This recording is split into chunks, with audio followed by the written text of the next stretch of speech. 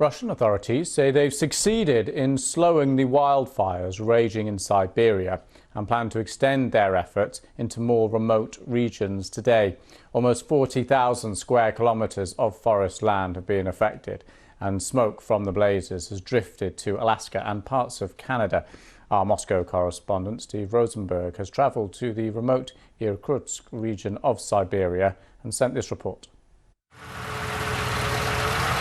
Siberia is burning, and we went to see how. Forestry workers agreed to show us how they're fighting the fires. With limited resources, they're trying their best, struggling to make sure the threat here is contained. But that's almost impossible.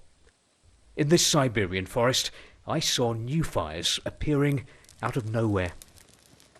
And the results can be devastating. Well, this is where the fairy tale Russian forest has been reduced to a wasteland. The fire has caused a lot of damage here. And as you can see, it's still smouldering. And part of the problem is dead wood, dry wood, like this. Because even if you drop 40 tons of water from a military plane up there, if it's still burning inside here, if there's still flames, then that's going to continue. Today, Russia said that 10,000 people are fighting the Siberian fires. The emergency services and the army are involved. And so is Gennady, a forester I met here from a local village. We've got to keep the situation under control, he says. We've got to keep putting out these fires. Gennady told me that sometimes in Siberia, forest fires burn until the snow falls. Russia may have to let nature take its course. Steve Rosenberg, BBC News, Siberia. Wildfires are raging out of control across large areas of the Arctic. Parts of Siberia, Alaska, Greenland and Canada are all ablaze, with record temperatures hampering the effort to put them out. The wildfires in the Northwest Territories of Canada, parts of Alaska and Greenland are being described as unprecedented because of their scale and the fact that they're occurring at such a high latitude.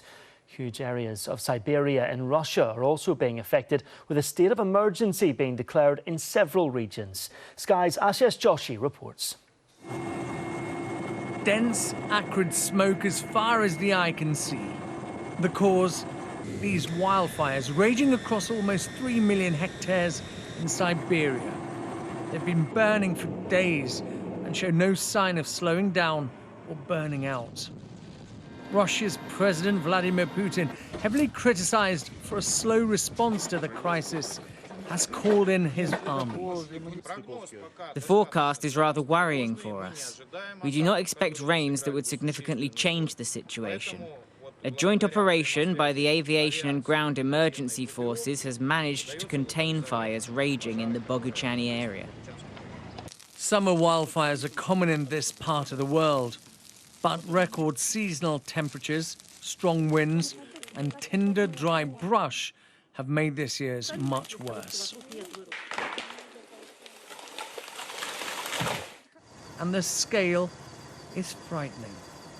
This satellite image shows the Siberian fires have now engulfed an area the size of Belgium.